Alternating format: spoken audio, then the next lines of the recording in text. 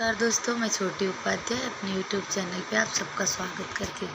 आज फिर आप सबके बीच एक माटी फोड़ने का गीत लेकर आई हूँ। उम्मीद है आप सबको अच्छा लगे तो लाइक सब्सक्राइब जरूर कीजिएगा और प्लीज़ हमें कमेंट में ज़रूर बताइएगा कि हमारा गीत आपको कैसा लगा।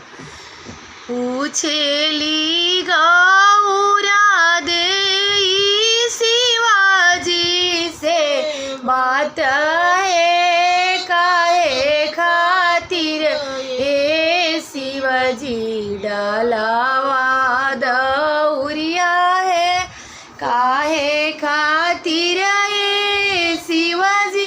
डालावा दौरिया है काहे खातिर शिवजी मटिया कोड़ाला है काहे खातिर शिवजी मटिया कोड़ाला है मटिया कोड़े के गौरा डालावा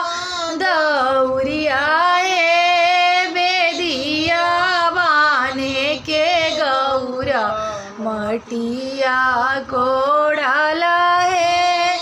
मदिया बाने के गौरा मटिया कोड़ाला है हमसे पलिहारा खेत ना